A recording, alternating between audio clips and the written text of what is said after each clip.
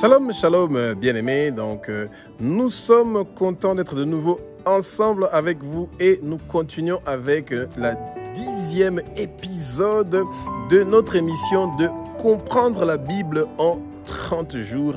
Et aujourd'hui, nous allons parler de l'époque de l'exil d'Israël. Alors, c'est très important pour le peuple de Dieu de comprendre ces bonnes choses-là que la parole est en train de nous expliquer.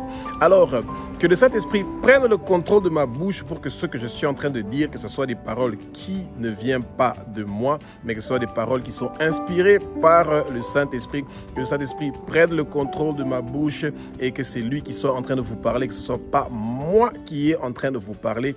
Bien-aimés, que le Saint-Esprit, que son vent impétueux commence à souffler dans le lieu où vous êtes et que il vient habiter en vous, qu'il vient habiter dans votre maison, qu'il vient habiter dans votre famille. Recevez la puissance du Saint-Esprit qui va amener la connaissance et la vérité dans votre vie et dans votre maison et dans votre foyer et dans votre famille.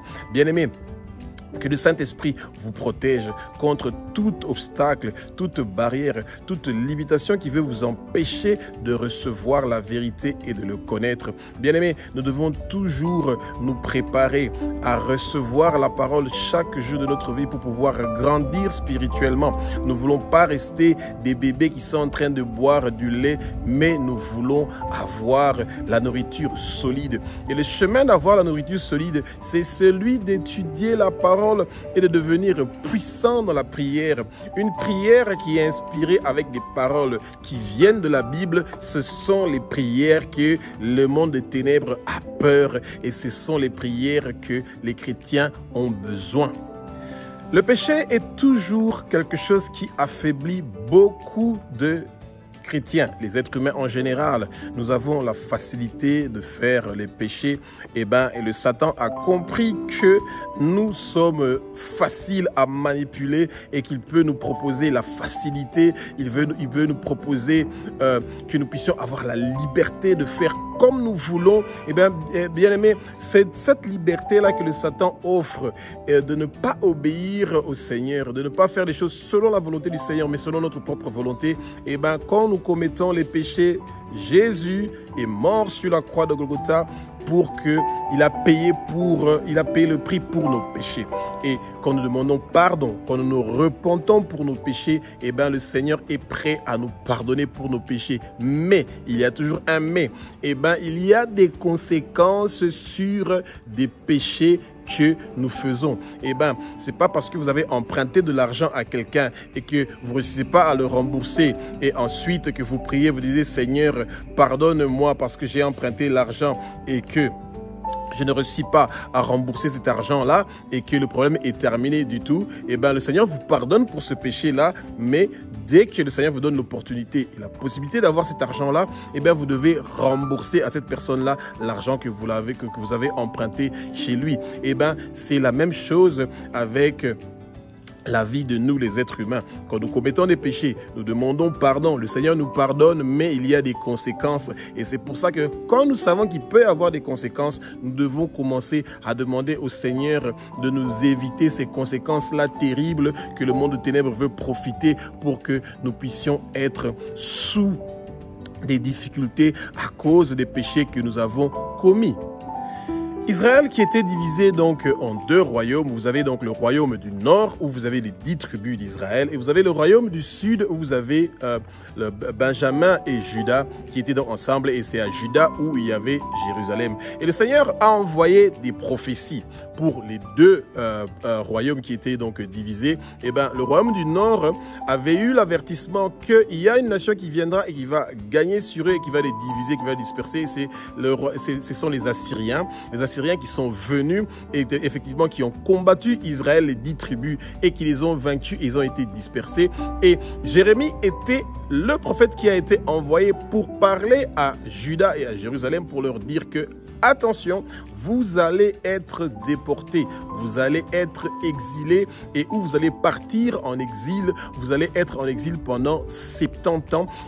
Bien aimé, le Seigneur, quand il est en train de faire quelque chose, il nous prévient toujours en avance de ce qu'il va faire.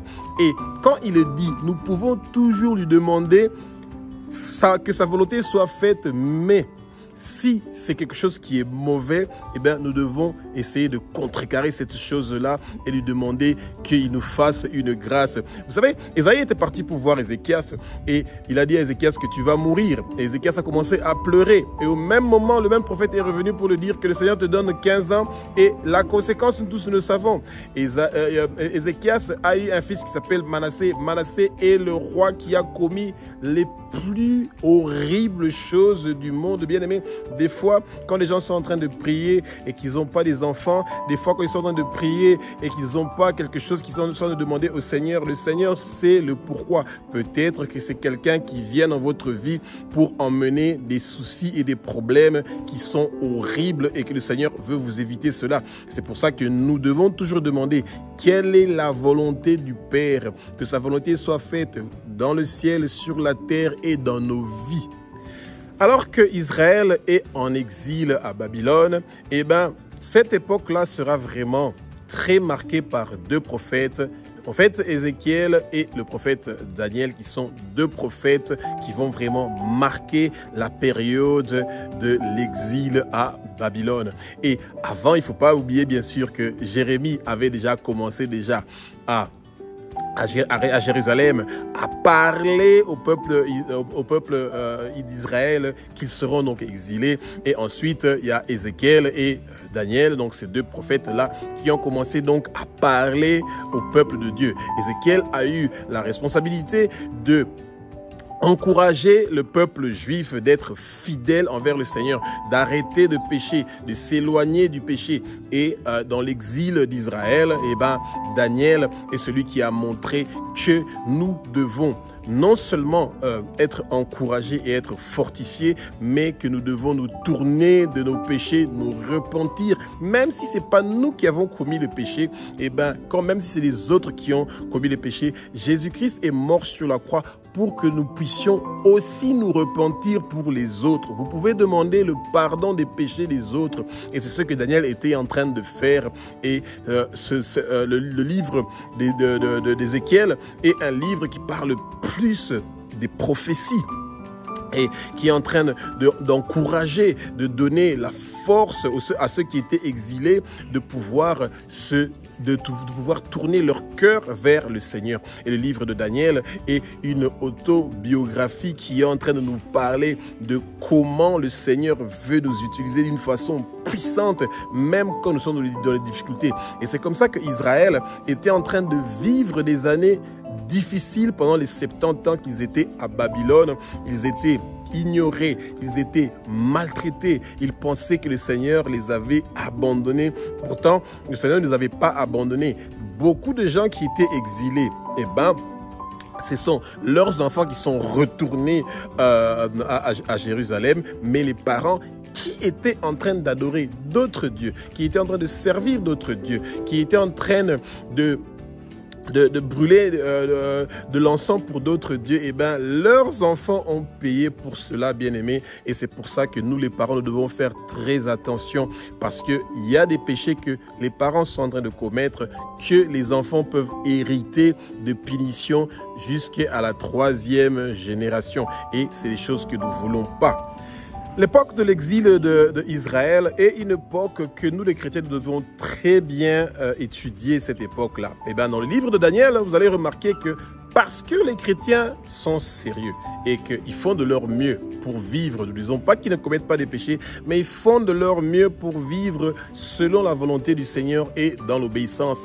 Et votre comportement, votre façon de parler, votre façon de faire les choses, votre façon de communiquer et de travailler, eh ben, peut influencer le milieu où vous êtes. Eh ben, Israël, malgré que spirituellement, ils étaient perdus quand ils sont arrivés à Babylone, mais c'était des gens qui avaient une façon de faire les choses, et ces autres nations qui les avaient emmenés en exil ont vu que c'était des gens qui étaient potentiels, et c'est comme ça que les Israélites, les Juifs, ont occupé des postes très importants à Babylone, dont notamment Daniel, Shadrach, Meshach et Abed-Nego. Et c'est très important pour le peuple de Dieu de connaître que, eh ben, notre façon de faire les choses peut faire la différence et qu'on peut avoir des grandes responsabilités. Et une fois que nous avons des grandes responsabilités, nous devons montrer que notre Père nous a donné des qualités qui peut être bénéfique pour quelqu'un, qui peut être bénéfique pour les autres. Et nous devons toujours nous rappeler, à celui qu'on a beaucoup donné, on va beaucoup demander. Quand le Seigneur nous donne une grande responsabilité dans nos sociétés, eh ben, nous devons faire ces choses-là selon la volonté du Père et non selon notre volonté. Et nous devons avoir peur du Père et non avoir peur des gens et de comment ils vont nous critiquer. Bien-aimés, quand nous travaillons pour les patrons, nous travaillons pour des entreprises, nous devons travailler comme si nous sommes en train de travailler pour le Seigneur. Nous ne devons pas penser parce qu'ils sont païens ou parce que, etc., que nous devons faire moins que ce que nous devons faire. Et ça, Daniel, Shadrach, Meshach et Abednego ne l'ont pas fait. Ils ont travaillé pour le roi de Babylone comme s'ils étaient en train de travailler pour leur Seigneur qui est Dieu, malgré que ils étaient en train de vivre des moments difficiles parce qu'ils savaient qu'ils étaient en exil, ils étaient à l'étranger, ils étaient ailleurs, mais ils ont continué à persévérer dans la croyance du Seigneur, dans la prière, et ils prenaient le temps d'étudier la parole. Et c'est comme ça que Daniel avait réalisé que l'heure des 70 ans de l'exil était terminée et qu'Israël devait être préparé pour rentrer à Jérusalem. L'époque de l'exil sera aussi marquée par un changement de pouvoir. Eh bien, Babylone a dominé Israël pendant longtemps. Ils ont pris Jérusalem, ils ont complètement détruit. Ils ont pris les objets qui étaient dans le temple, ils ont emmené ça à Babylone. Ils ont fait la fête, ils ont fait tout ce qu'ils voulaient faire. Mais leur jour était compté, bien-aimés. Les ennemis qui sont en train de vous fatiguer, qui sont en train de vous souhaiter du mal, qui veulent se moquer de vous pendant vos moments qui sont difficiles, bien-aimés, ne vous fatiguez pas de prier et de demander au Seigneur de vous donner une protection spéciale et qu'il s'occupe de vous parce qu'il est celui qui connaît le début et il est celui qui connaît la fin. Parce que son nom, c'est l'Éternel des armées, celui qui est en train de combattre pour vous, bien-aimés. Et Babylone a dominé Israël pendant longtemps et ensuite le royaume perse est venu. Et c'est là que le royaume perse est venu pour finir avec Babylone. Et bien-aimés, même si c'est des gens que le Seigneur, comme dans le cas d'Israël, eh ben, on a pris Israël de Juda et on les a emmenés à Babylone. Ils ont été dominés par Babylone et Babylone était très content qu'ils avaient reçu ce pouvoir-là, mais c'était un pouvoir qui était temporaire. Et ensuite, le royaume perse est venu. Et ben, c'est le royaume perse qui est venu pour terminer la grandeur que Babylone avait disparu. Et c'est comme ça que le Seigneur s'est vengé quand même de ce peuple-là de Babylone qui avait maltraité son peuple. Donc, c'est pas seulement les devins qui avaient maltraité Shadrach, Meshach, Abednego et Daniel qui ont eu leur sauce ou qui ont eu leur récompense. Et ben, c'est aussi les autres peuples qui avaient persécuté Israël et son peuple qui ont reçu leurs conséquences. Et bien, aimé, même de nos jours, quand les gens sont de dire je suis pro-palestinien, etc., la Palestine n'existe pas. C'est une nation qui a été créée par l'Empire romain. Et bien, Israël est la seule nation qui existe là-bas. La Palestine n'existe pas, mais bon, pour les gens qui y croient, tant mieux. Et pour nous qui sommes les chrétiens, nous devons prier pour Israël parce que sans cette nation-là, nous n'allions jamais connaître Jésus-Christ de Nazareth. Ce sont ses frères et ses sœurs Israël et ils sont les frères et les sœurs de Jésus-Christ de Nazareth. Et quand Jésus-Christ de Nazareth va revenir, il sera très content de rencontrer ses frères et les sœurs.